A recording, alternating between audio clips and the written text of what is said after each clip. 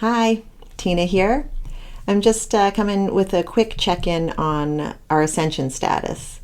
So, what is ascension? And I'm just going to give this a really quick rundown, not doing it justice at all, explaining kind of what I'm referring to and what I think many of us are referring to when we talk about ascension and that we are ascending. So, it can be helpful to understand that everything in life is cycles. There are cycles to everything in life, and there are cycles to consciousness. So we as a species have experienced lower levels of consciousness cycles, and we have experienced much higher levels of consciousness cycles. So we call them like the dark ages and the golden ages, and many sort of variations of cycles and ages in between those. So there was a threshold on December 21st, 2012. Many perceived that as being the end of the world. It was the end of the Mayan calendar. It was just the end of what was perceived at that time. And we had an opportunity to choose to step through that threshold and enter a new cycle of energy and a new cycle of consciousness. And prior to that time, our consciousness had gotten to such a level that it was essentially, we said yes. And we then crossed that marker and crossed that threshold into a new cycle of energy. And so since then, we've been experiencing a lot. And people who may not be understanding of this concept probably are perceiving, they are perceiving the world as going to shit, kind of, or going crazy. But it's actually all part of this ascension process, because essentially what we've entered is a new cycle of higher energy, higher consciousness, more light energy.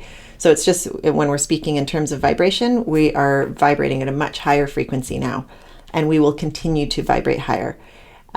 So what happens with that when there's high vibration present, low vibration can't stay low. So that's why it feels like there's a lot of tension and friction going on right now, but there's nothing stopping this new cycle. We're in it. There's nothing stopping it. So the reason I wanted to kind of just put out this reminder was because there's this year, 2020, with everything that's going on, there's a lot of very restrictive energies going on. And even those of us who have been on, a path of awakening and who have some level of understanding of all of this, we are still falling into our old fears, right? Which is totally valid, and it makes perfect sense, because there's a lot of these old energies, these darker energies, and I define dark energy as essentially as deception. So anything that thrives in hiding, right? So there are these old systems that thrive in hiding and not being seen, and so there's a lot of kind of push and pull right now, because there are systems and there are beings who are parts of these systems who are fighting for their life, basically. These energies are fighting for their life.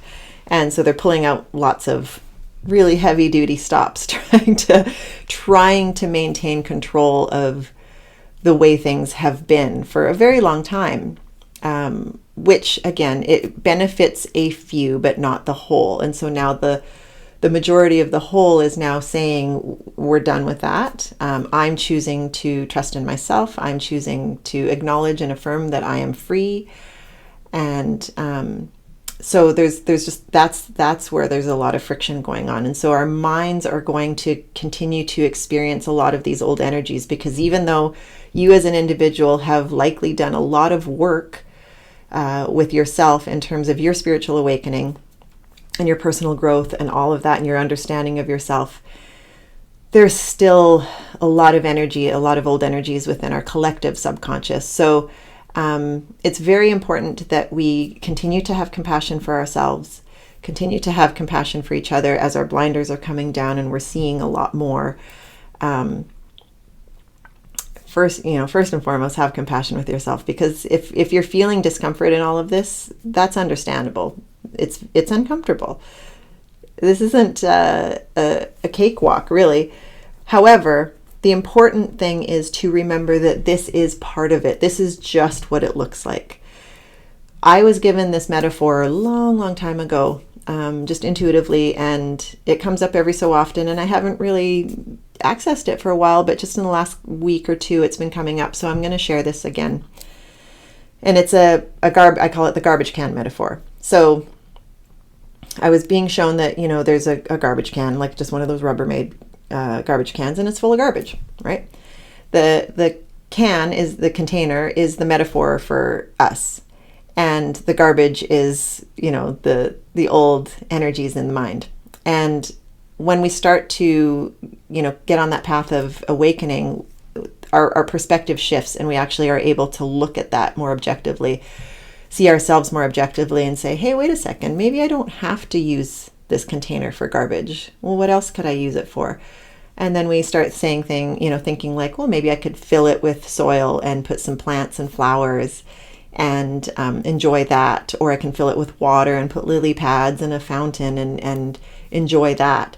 So our intention is to bring more beauty and beautify ourselves, right? So then we begin this process of removing the garbage from that garbage can, and there's a lot of liberation and a lot of enjoyment, and there's a lot of discomfort, because as we are emptying that, as we are removing the garbage from that container, the vibration in that space becomes higher and lighter.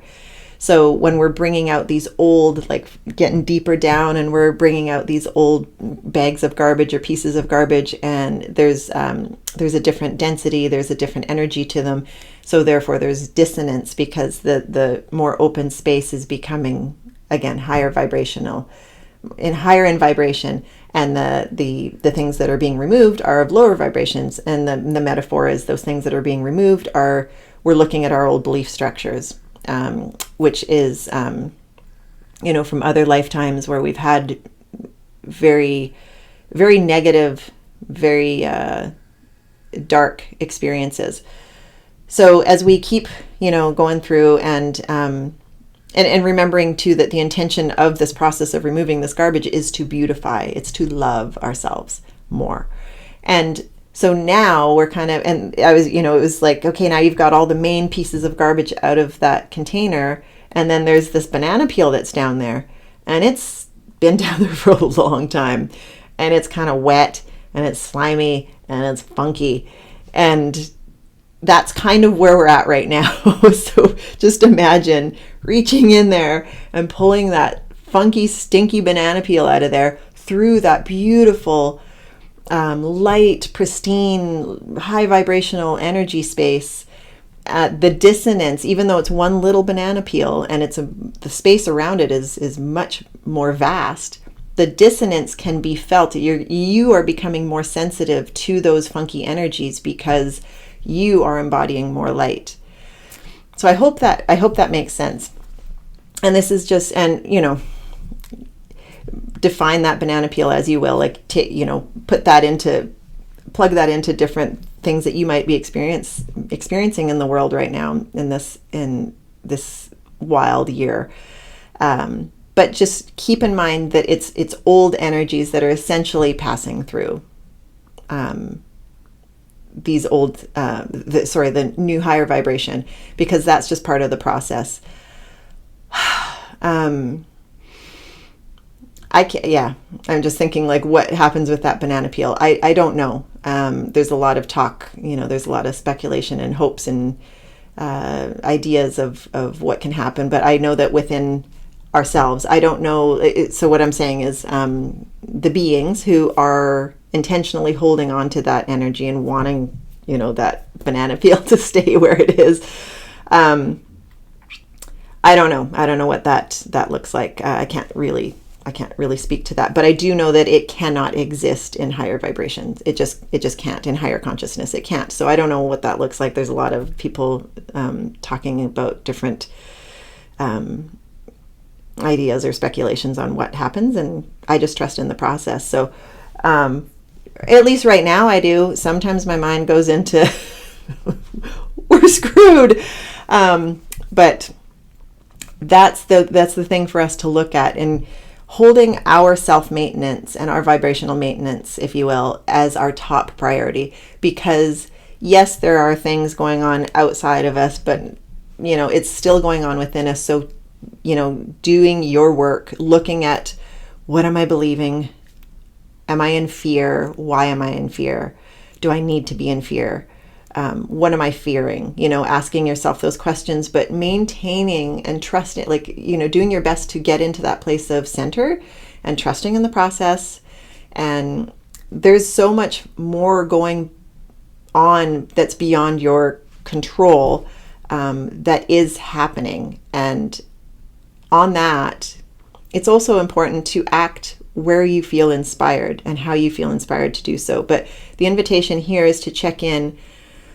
If I think that there's something for me to do, check in on where that's coming from within yourself. Is this coming from fear? Is it a should?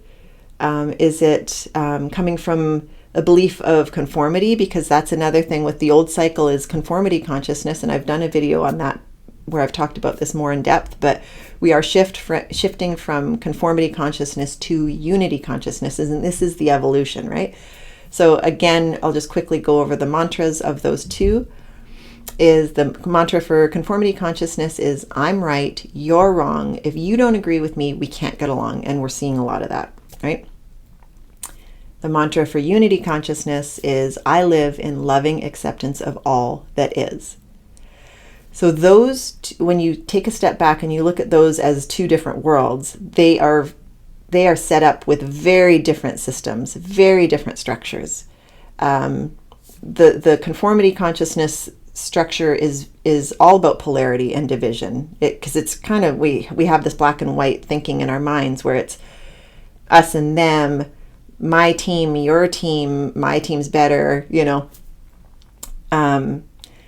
and we can look at that black and white spectrum as being gray in the middle, but it's actually color. And that's the difference. There's also another element to this, is that we're shifting from linear perception of ourselves and each other and the world and life to coming into our multidimensional awareness.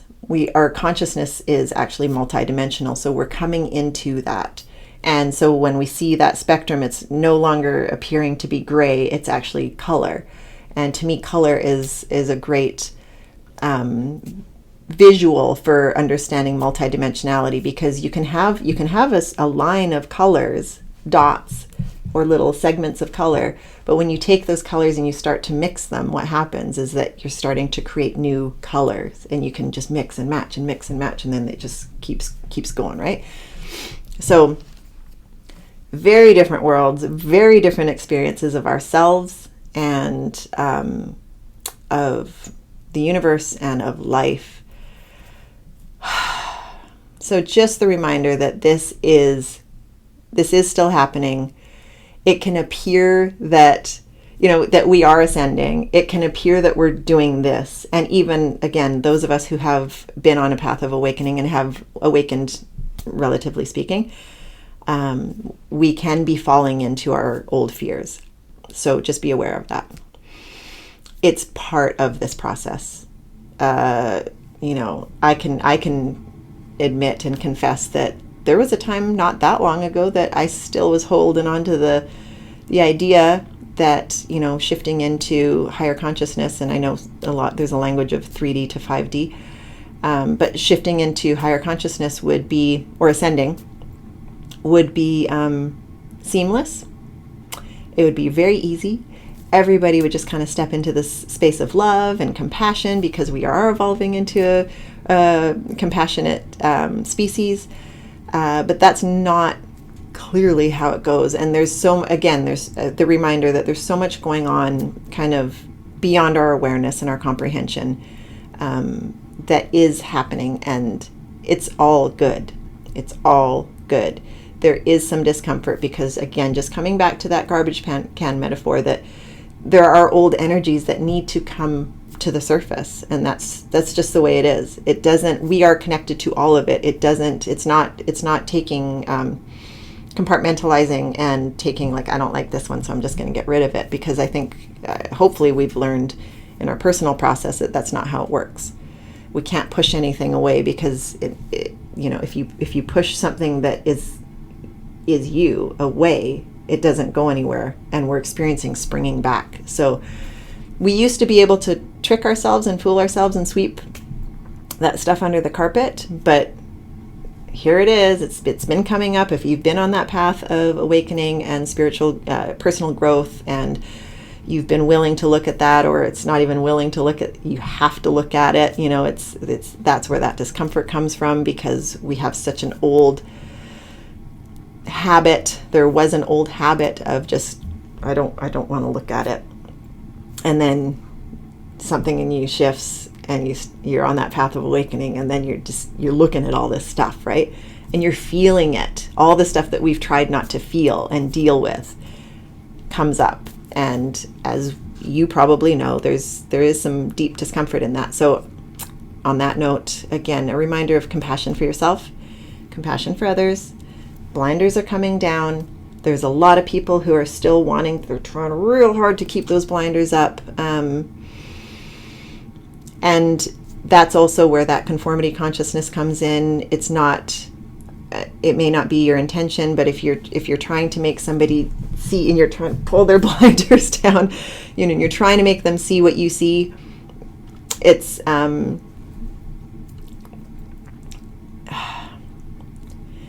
might not be the best and path in order to support others. So again, just the invitation to take a step back and look at all of this, and realize that where that conformity consciousness is, and that unity consciousness, and you know, I can foresee in our future that some, like our political systems will, at least I think this would be a good idea.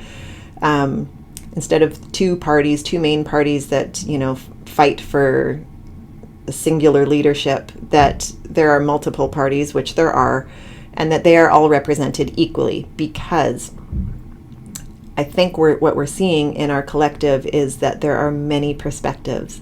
And so the idea of having a singular perspective running the show, it just doesn't work. And it's not fair, because it's not fair that anyone should have to conform to somebody else's ideals in terms of how our lives are being supported in this physical world, right? So, just checking my notes. Yeah, okay. So again, just a reminder, we're still going up. It can feel like we're going down, but we're going up, and this is just part of it. So much love to you. Keep, again, just one quick other, you know, additional reminder, just to keep your vibrational maintenance as your top priority. There are a lot of really amazing, gifted people who are sharing their perspectives of the energies of what is happening. I'm going to share, because a really dear friend of mine shared this resource with me.